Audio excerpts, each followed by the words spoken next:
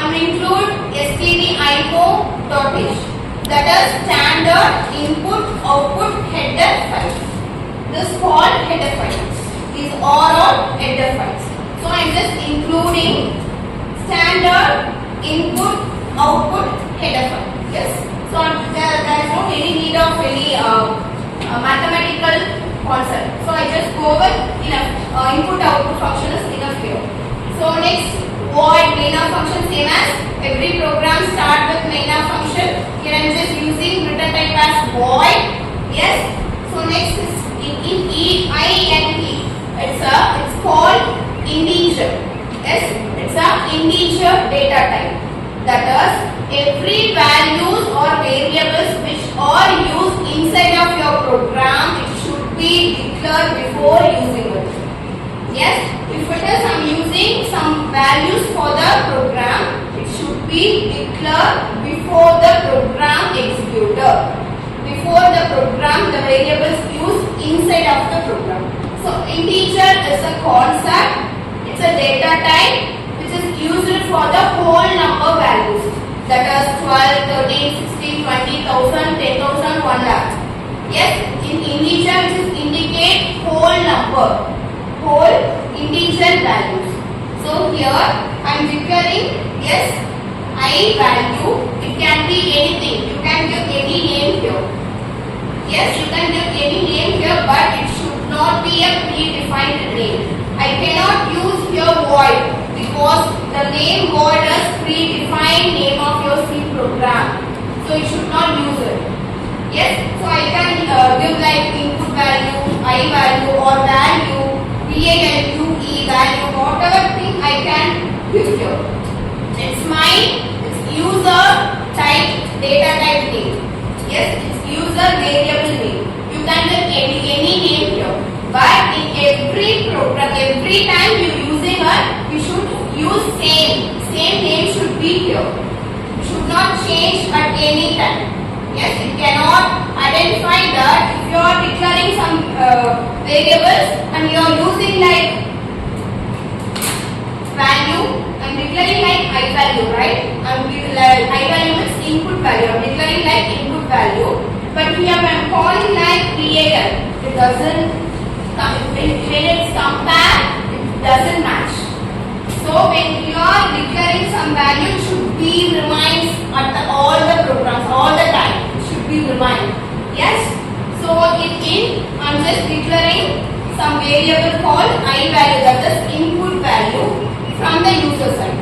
First value. Yes. Your program is your program here checking whether given integer number is odd or even. This is the concept. That is, the given number is odd number or even number.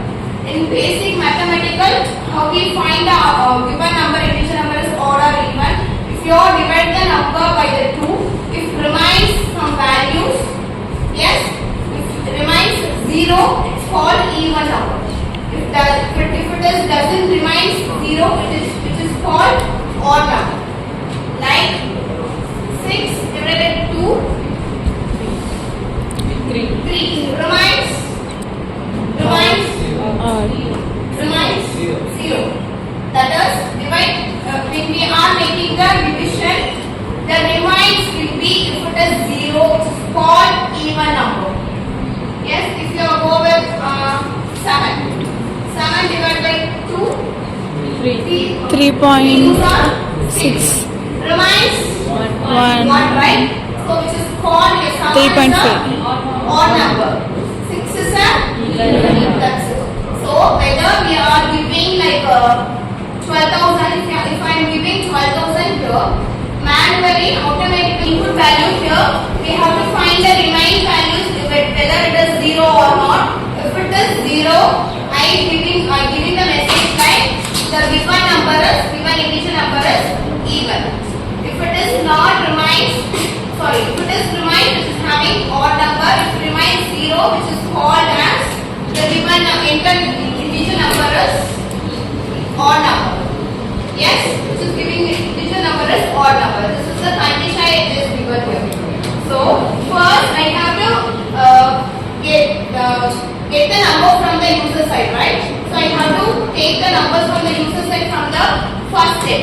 So here I'm just using values, input values. I'm just getting input values from your side, right? So from printf, here I'm giving the message to the user that enter some number. I'm asking you enter some number.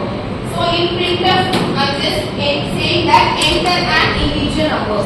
Yes, the message will be shown on your screen. For the integer number, I have to get the number, right? When our message is printed, I have to get the number. In case I have to use scan-off, that is for getting the input inside of the storage, I have to use scan-off function here. So in scan-off function, within double quotes, I am using the %d. That is, it's a specifier which is I'm getting integer number. For getting integer number, it's a specifier. %d is a specifier. That is, I'm getting integer number. I got integer number. So the integer number of what? Integer number of which value we have given? I value. Yes. The integer number of I value I just got from the user side. So it's an integer number, that's why I am specifying %d. It's a specifier of integer. Okay. So I just got the value of I value. So here I have to give the address value for the particular integer number. So that's why I am specifying ampersand symbol here. That is, it's a variable that is stored in a particular memory space. That's why I have to mention here ampersand comma followed by ampersand that I value. Yes. So integer value has been gotten. It's stored in particular memory here. It's address value for the value I value. So it's already I got it. It's stored in particular space in memory space in your computer. Let's finish up. So next I have to find the number which I have stored or I have gotten is odd or even. The number is odd or even I have to find. So the condition is we have to divide the number by the 2. If it is remains 0, it's an even number. If it is not remains 0, it is called odd number. Yes. So the condition. So we go for the condition statement, which is called if statement, else statement is a condition statement. Yes, it's a condition statement. Yeah. So here with the if, I just calling remind. I just calling remind here. So remind, if it is remind equal to 0, if the values remains 0, if it is 0, the print of value will be that is the given integer number is yes. If it is not, the given number is odd. Okay, so here I am just giving percentage of d ampersand value which has been gotten. So next we have to find the remind number is if it is 0, which is reminds you that the given number is even. If it is not, so if the condition is true, the statement of your if condition block will be executed. If it is not, your else statement block will be executed. This is the called if else condition statement. Yes, so which is double equal to, which is checking that it's a checking comparison operator which checking equality if it is remains value equals to 0 or not. In case of C, we have to use double equal. So which is called equality check of your number. Yes, got it? So if you are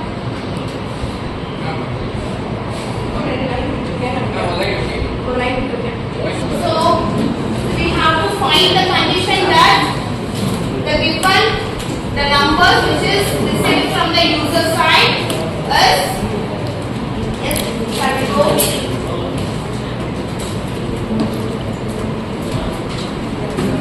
So here this at the date of the input which is given from the user side which is stored in the name of remind.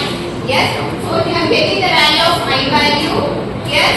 So here I just making the remind value. I just find the remind whether the divided by the 2 which is remind 0 or not. Yes. If it is remind 0, the statement will be if condition statement will be executed. If it is not, the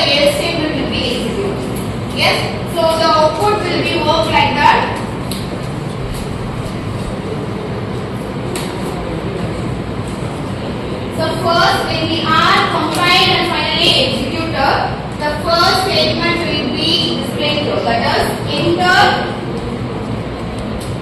Yes, enter. Enter an integer.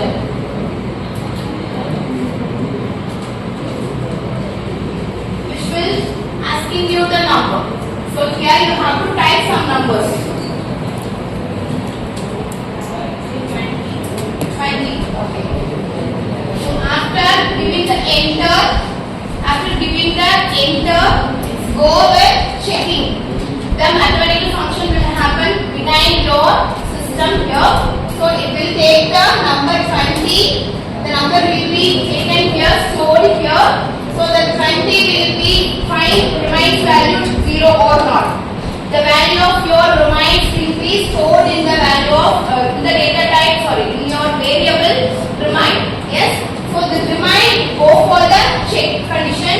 If it is remains equals 0, show that. So here manually 20 divided module 2 remains 0. Take 2 for 20 remains 0, right?